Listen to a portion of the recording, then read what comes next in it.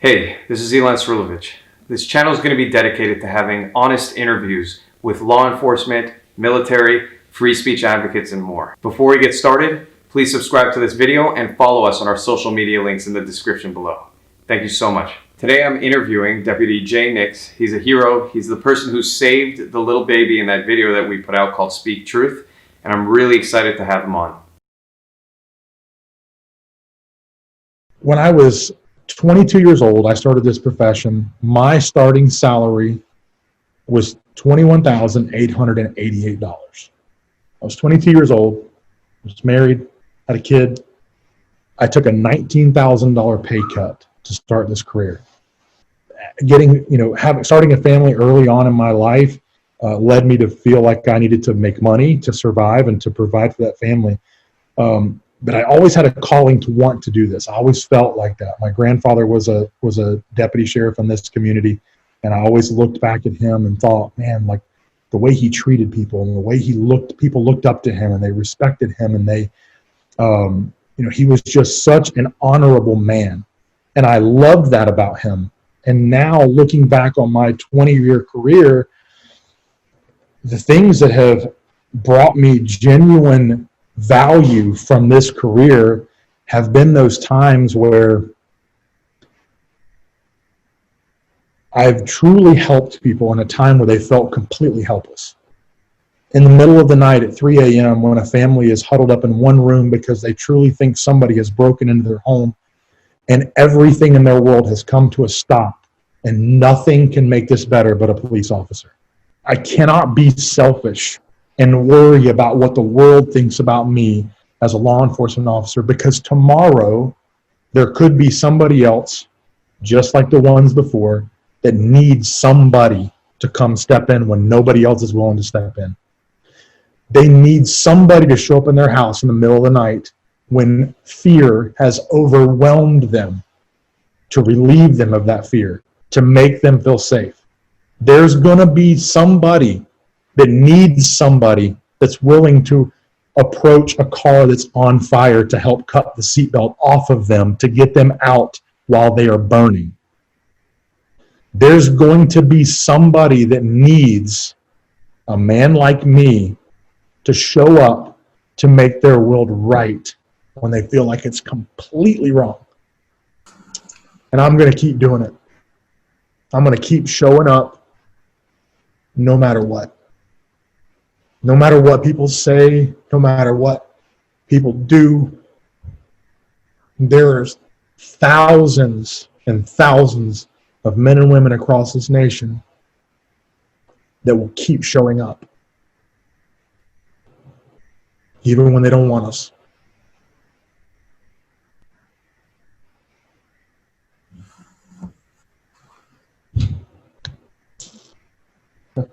I'm sorry, Jay, that you got to go through all this shit. Part of it, buddy. It shouldn't have to be, but it is. Man, you said it so well in your video. This world is so messed up. But as much bad as in this world, man, there's some good in this world too. There's some great people in this world that have a lot of great to accomplish. Yourself included, myself included. There's a lot of good in this world. We just got to stop focusing on the bad. I think the big problem is that we've stepped away from humanizing people. We've really gotten into this stage of demonizing each other. It's really scary. So the point of the video was fundamentally to just start humanizing the police again. And I think that's the only way you're going to see positive change. Like you said, there are things that have to be addressed. I've even been critical of the police. And the important aspect is the way you address those things is not by vilifying the whole. It's by seeking out those that do have an issue or where the injustices are and correcting it and zeroing in on it with laser focus so that you can actually affect some change. What we see now is not about affecting change. I agree with you. It's political. The whole defund the police movement is highly political. And it's upsetting. It's upsetting to see. It's an attack on the entire country, and a lot of people don't realize that. And so the police are our last line of defense from that kind of anarchy and that kind of chaos. There's so many people that are so worried about agendas and they're losing sight of their own passion and realizing just how messed up and upside down things are. It's sad. Like, I hate that that so many people are missing those opportunities to go, wait a minute. Like, what do I believe? Not what somebody else tells me I should believe. What do I believe? Like, am I taking the time to genuinely search my soul to figure out what it is that I actually believe? Not what my parents told me to believe, not what my friends and my social networking group. What do I believe? But we're I feel like as a nation, we miss that so much, and I feel like we screw it up constantly. I hate it. We've gotten into groupthink, and we've forgotten the ability to look at each other as individuals, which are complex. There's so many facets to an individual, and we're looking at people based on singular factors. You are defined by the fact that you are a police officer. That is all people need to know about you in order to hate you, detest you. Yep. Absolutely. And we're doing it with race far more than ever. It used to never be this way. I mean, it was. But I'm talking about in the past 10 years, or yes. You go back 40. In our adult lives, yes. Yes. I agree with you. And we're reverting. We're reverting to extreme identity politics with people I grew up with. My mother escaped Baghdad, Iraq. My dad is Eastern European Jew who was born right on the end of the Holocaust. I come from two very specific identities, backgrounds. They've never been the defining factor about me. They've never told me what I will or will not be in my life. And my parents didn't raise me that way. And I grew up with all types of different people of all different races and religions, and it never mattered. And today it matters all of a sudden to such a degree where we can't even talk. Right. So it's hard. It's hard to see it happening. I'd love to know your take on how we can fix what's going on today in terms of what you see as options that people can take right now, and just how you see this playing out if things don't change. What's the end result? Oh man, that's a big question that would be tough to give a direct answer to. I think you touched on it a minute ago when you said the things that define us. I've had this conversation recently with somebody where I told somebody, I like that people identify me as a law enforcement officer, because for 20 years I've been doing this, and I know the people that know me personally, and I mean, there's a lot of people that know me personally as an officer, and I know they know what kind of officer I am, and I represent what we as a people want out of an officer. I truly believe that with all of my heart. But at the end of the day, in potentially 4.5 to 5 years, I'm going to be walking away from this job with my full career done and behind me. And I don't want to be identified as an officer. I want that to be part of who I was and who I will always be. But ultimately, I want to be a husband to be who defines me. I want my faith to define me. I want my children and their children to define me. I feel like every single thing we do starts with judgment. Like, nobody ever tries to understand genuinely what others are going through. They're just so quick to judge what they're doing, right? They're just instantly, and let's take away the negative part of the protest of what happened in George Floyd away. Let's take away the brick throwing through the windows, the looting, the rioting, the physical portion. Let's talk about just the people that are there to genuinely try to get their voice heard for what they believe is right. It's so drowned out right now. Yeah. That there's no value in it anymore. And all the nonsense. There are truly black people in this world that just want somebody to understand what it's been like to deal with what they've had to deal with in their life. Period. I have a friend of mine who's a black male. He's not a law enforcement officer. He's a professional in the community. He's a college graduate. He was an all-star player in college. He's got couple degrees, phenomenal man. We were having a conversation the other day, and he said to me, before he was at the age of 21, while in college, he had had 5 different encounters where law enforcement had their guns pointed at his face. And he told me multiple stories. And he, at one point in time, he told me, he said, Jay, I'm not kidding you. There was one of them that was less than 100 yards from my front door of my house. And I can remember seeing my mom standing at the front door of my house crying, and me thinking that I was not going to make it to my front door because I thought the officer was going to kill me. Now, this is a guy that there's not a doubt in my mind that he didn't put 1 ounce of exaggeration into his story. You could see it in his soul the day that he was telling me this story. But that's what he means when he says Black lives matter.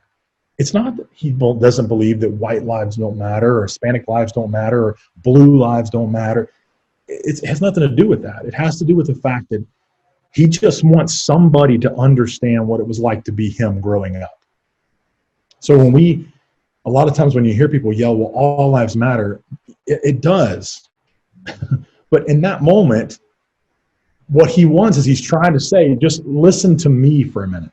And I think as a country, we are just ruining that opportunity for anybody to have a voice to say truly what they genuinely believe, because now for every one person, there's 50 that want to shadow that with their own agenda.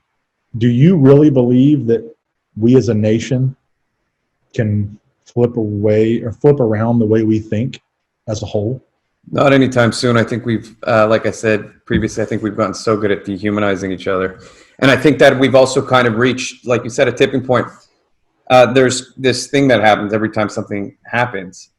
It doesn't ever go back to where it was prior. It goes back one, even if it calms down, right? So you have something that happens, it escalates, it comes back down to here. Then your new normal is over here, even though it's not as extreme as where it was. Then it escalates, it comes down, and then we're over here. And it escalates. Now we've really escalated. So our new normal is not going to be the normal of a month ago. You're absolutely right. And that's scary, because then the next thing that happens after that is what we see today, right now, in this chaos, will be the new normal. Yeah. And that will be the new reaction to everything that occurs that people don't like. Yeah, because that's mind-boggling to me. Well, the end result of that is I've been talking about this. We don't need defund police. They don't need defund police to win politically for no more police. They need it to win socially. If there's so much social pressure on police, and if there's so much fear for police to do their jobs, they'll step down. They'll walk away. It's not like you guys are getting paid $1 million a year. It's not like society is out right now praising you guys as heroes. So why would you do it? If your family's at risk for what you're doing, you're not being paid for it, and you're hated for it, why would you do it? That's what I'm thinking in my head. And so they're winning. They're winning, actually. They're gaining traction even on a legislative level, which is very scary. But they're really winning socially, and the morale of police and all that, how they're damaging it. They just recently fired Rolf's stepmother from her job. I did see that. And that's absurd. Now we're going after people's families for things that are, under, like you said, under investigation, or not. They're not even under investigation anymore. Yeah. It's become so extreme. And even the arrest or the charge against Officer Rolf is very scary, because there's no way it's going to play out well. There's no good. Now we're done. There's no good alternative. Either he's going to get off, which realistically he will, because anyone in law will say there's really not a basis here for felony murder. You just 100%. Push the charges to appease people. So he's going to get off. It's going to cause extreme riots, extreme violence again. More people will die. And then that will cause more tension between police and communities. And then you'll have another tragedy, and then another one, and another one. And it just seems to be a never-ending cycle. If he does get convicted, that's really, really bad, because that implies a new precedent in the law. Absolutely. Yeah, and then most police, understandably, will be like, hell no, I'm not doing this job. That's happening already. We're seeing cops mass exit. Atlanta had hundreds of officers walk the other day. I had 2 reach out to me today, a husband and wife that both work for Atlanta Police Department, asking me about our community, the law enforcement agency, if we're hiring. They're leaving. And what's crazy is, like you said, that DA filed this charge based on, in my opinion, based on pandering. He did it to what I'm sure some pressure from the mayor. If we don't do something, they're going to burn this place down. Well, you messed up, because not only are you messing up by filing these charges too soon before the investigation, but you're talking about specific details to the case in a public place where this guy has not even had he hasn't even been arraigned yet. And you're giving away evidentiary stuff that you feel like that's a big no-no. All right. Then on top of that, Georgia Bureau of Investigation is going to investigate this, just like every law enforcement. If you have a shooting situation where there's a death, and outside the state agency will come in and they will investigate it. So nothing has to do with the agency. In my opinion, they're going to come back and they're going to justify the shoot. They are going to put that recommendation to this district attorney. He's probably going to say, nope, we don't agree with this. And if it does go to court, which I don't know how any judge was going to allow the charges that they have set out, how they're going to be able to prove that this is a valid case. But let's say it does get there. They're going to lose this case. And then guess what? What could have been dealt with in a couple of days, yeah, there might have been some rioting, yeah, there might have been some looting, but it would have already started settling down by now. Mm-hmm. Well, now what's going to happen, because he's put all this information out there and he's made it sound like it's the truth, it's the biblical truth. When the truth comes out, it's going to be contradicting to what he says. So now what's going to happen in that community? It's all going to be about the police are covering this up. Oh. It's not going to matter to them about the truth. They're covering this up because they're not going to want to hear the judicial value and truth that this cannot be tried the way he has said it and needs to be done. They won't want to hear that. All they're going to think is this is just another example of the judicial system, the police, law enforcement covering it up and trying to, disguise another white officer killing a black man, and they are going to go crazy in that city. Well, I've spoken to a lot of lawyers about this, to be honest, and every single one said it's not if you were going to put a charge on this, that's definitely not the right one, and it's a losing battle, and they don't know why it happened. I guess it's pandering, like you said, and it's going to halt progress. It's going to halt any accountability that people actually are fighting for. And it's going to extend this out. Charges. What? It's going to extend this out. It's going to extend it out, yeah. Yeah. And it will create more racial tension. The new normal. Yeah, the new normal. And one of the main things I've noticed so this is how narrative plays. Something happens, and the rhetoric around it turns into, and I've heard this from countless people who I've talked to, because I try and talk to people on both sides of this all the time, just to understand what's going on. Like you said, we got to talk to each other. And it's hard because I get accused of being racist or having deep-seated racial bias. I'm, with a Dominican woman for most of my life, and I'm Iraqi. But again, and I went to a majority African-American high school. It doesn't matter. None of that matters. What matters is my opinion, and my opinion contradicts their narrative, and therefore I am racist. But what I've noticed is the way they present it, the way the language comes forward is, and this is how they see it. White cop kills black man sleeping in his car. Mm-hmm.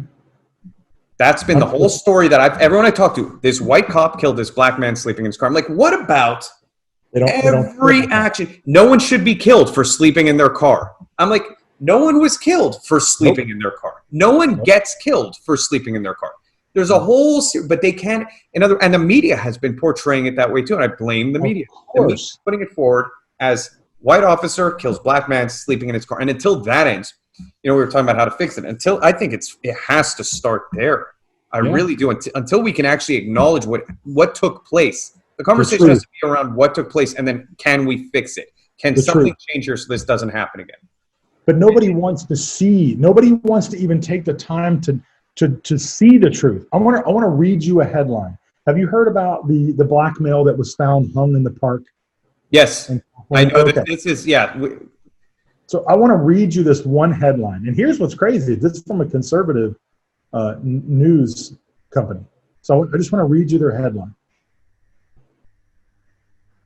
Half-brother of black man found hanged from tree in California, killed by deputies. That's what the news Yep. headline says. That sounds atrocious.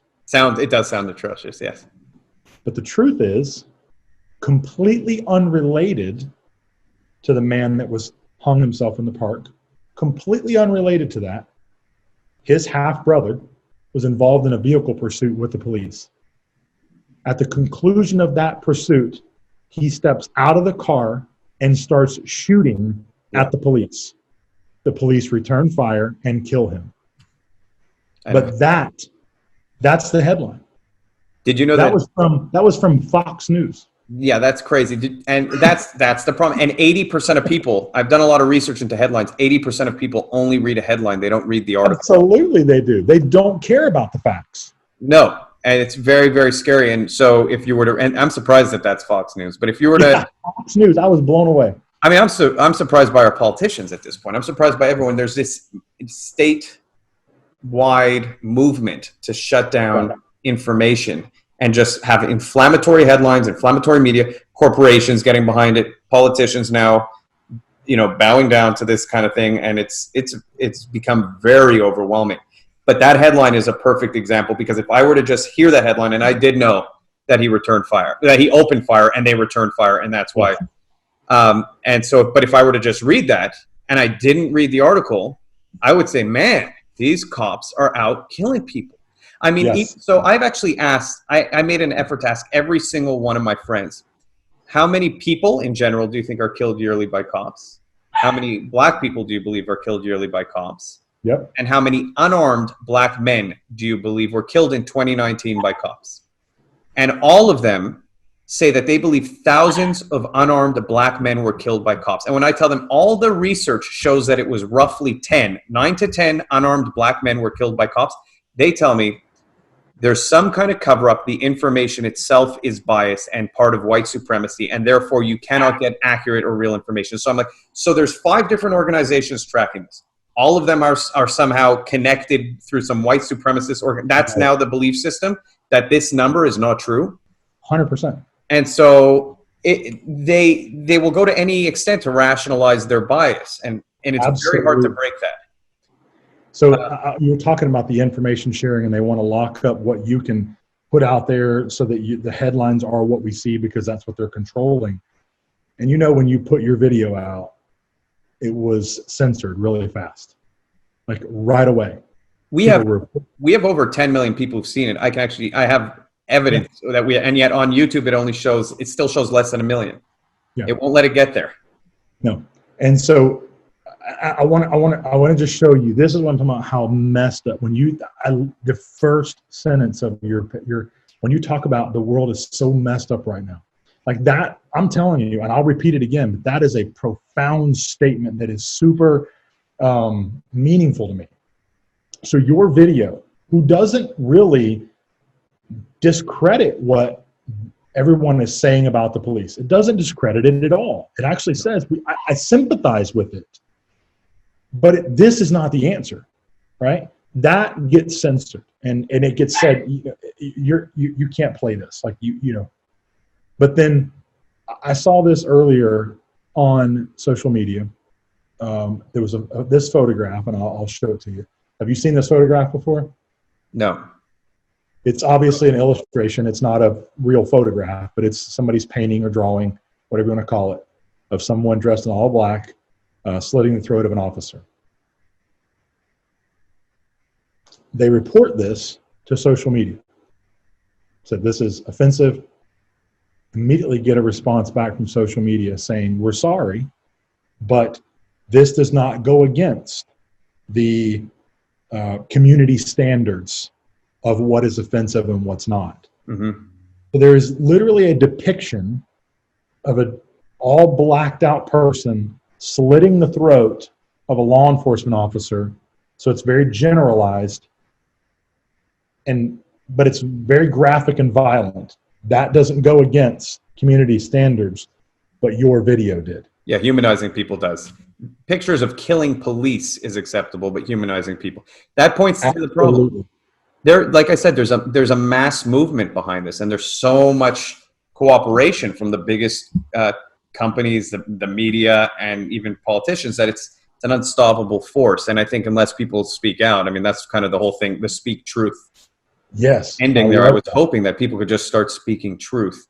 Let me ask you a question. Do you think people realize that we as a nation, as a whole, are being utilized with this agenda and these agendas so that there is capital gain by others? Do you think people realize that? I think some people do. I don't think it's as many as I would hope. I think most people are just getting confirmation bias because of the news that they're getting fed. So it's very easy for them to reinforce their beliefs. I believe this. This is what I'm being told. I go out and I put it into the world. The world returns it to me even more from like I said, from the news, from politicians, from corporations. So you're inundated with it. How can you defeat it? So if it's very easy to have that belief system because the entire country is almost overwhelmingly pushed to believe that narrative. And so you'll talk to people. If someone disagrees with you, they're not going to openly tell you they disagree with you right now. There's no one going out there and really putting forward a different narrative. This hit me when I was going to put out the video. I thought to myself, how crazy is it that right now there's 350 million Americans roughly?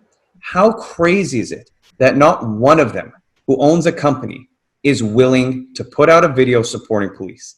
Not one. I've seen Amazon put forward stuff that's anti-police or very, very pro Black Lives Matter. And again, this is not, because I agree with you. The video was not meant as an attack on Black Lives Matter or an attack on dealing with racism or anything like that, but we're inundated with one side and we're dehumanizing the other. And so it got so extreme to the point where I can't open an app on my phone, any app on my phone, and not have something about this it's in your face. From the companies, from Hollywood, from politicians. And that's anytime, and this is a very important statement, and I hope people who are watching listen to this. Anytime an organization or a person is above critique, be worried.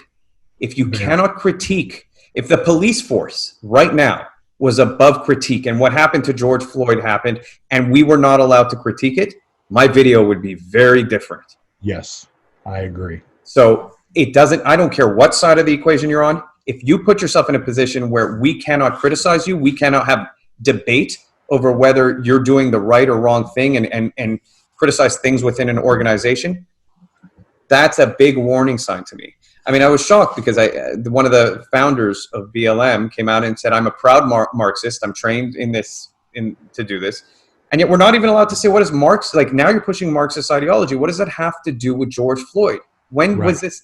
And so I personally feel, and I'm going to say it, I feel like there's elements that have been hijacked in the organization. Absolutely. It was foundationally a super important thing, which was to bring light to racism, to help, like you were talking about, with things that may happen within the police force, has been completely, and to give people a voice who just want to be heard, is drowned out by people who've taken control, hijacked it, and using it for political purposes. Of course. This is no longer about George Floyd. No, not at all. The noise is so loud surrounding the true problem that we can no longer focus on that problem any longer. You know, my wife accuses me of this quite often. You know, one thing this profession does to you is it makes you pretty pessimistic. It truly does, because we see the worst in people all the time. You know, there's so much good in this world, so much good. But me as a law enforcement officer, when I check in for my 12 hours a day, I don't deal with the good. You go out in the world and you deal with the 85% of the population that is good all the time. Mm-hmm. And you deal with that 85% of the population about 96% of the time.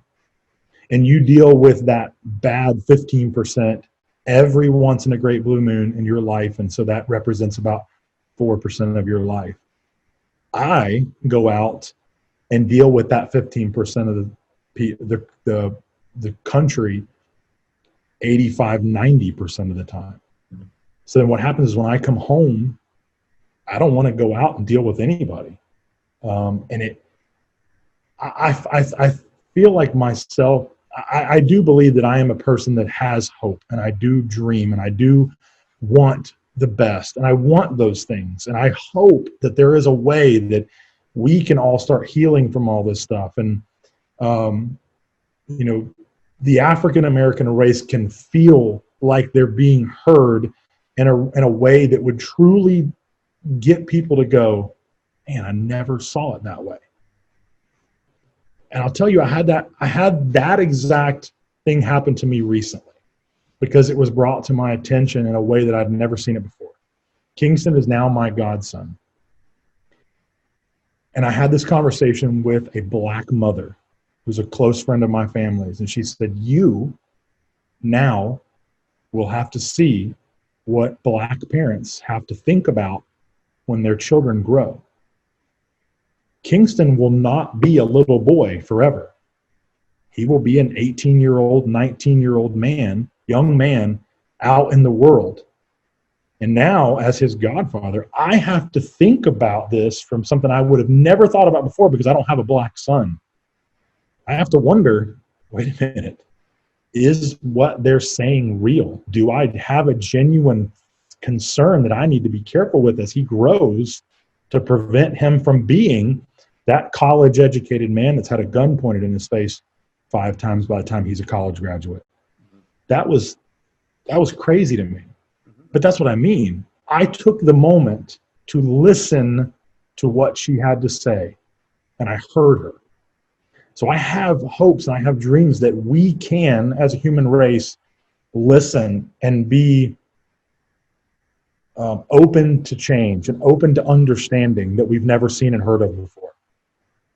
But the realism of that and the real person in me and the cop in me knows that there's a pretty good chunk of this world that doesn't ever want that and will never have it as long as they don't want it. So how can we possibly realistically have that change as a whole if nobody wants it? That's the part of me that says, I just don't think it can happen. Well, hopefully the experiences like you just said, where we're put into someone else's shoes and we're, bringing people like you on to say this kind of stuff. Because number one, you're a hero. I just want to say that, what you did, you are a hero. And I was very honored to have you on today.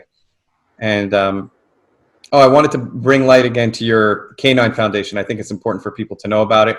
And I'm going to put all the information below. So if people want to go check it out, the website is there, information is there. I'm sure you have donation stuff on the page. Yeah. So well, there's multiple ways to donate. You can go right to the K9sunited.org and you can donate directly. Every penny, every single penny. There's not one single person that's affiliated with the foundation that takes a dime away from it, period. 100% of the money that is raised goes directly back to the foundation and being able to provide assistance to canine teams in need. A lot of people don't understand quite what that means and why would a canine team need help. But I work for a bigger agency, and we have a good quality budget that's supported by a great tax base. And so we don't have needs or wants when it comes to training and equipment and safety equipment, things like that for the dog. But I have learned that there's a lot of agencies out there that don't have that. There's small communities all over this country that have law enforcement agencies that just don't have the support from their tax base or from their community because of financial reasons, that they're just not able to do that. And those are the ones that we're targeting. Those are the ones that we're going out there and helping. So every single penny that is brought in is gone right back to the canine community. It's a fantastic cause. One of the biggest things that we do and donate is heat alarms, and there's safety equipment that goes in the vehicles that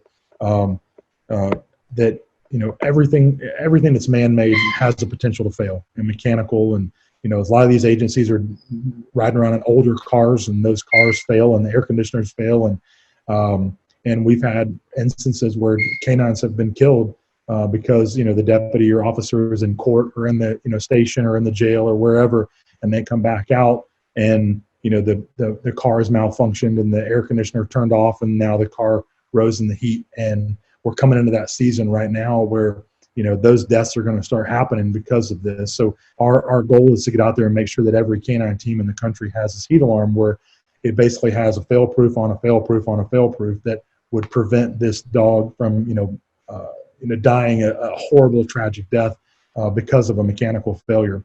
Well, I hope everyone goes and donates. It's down below the information.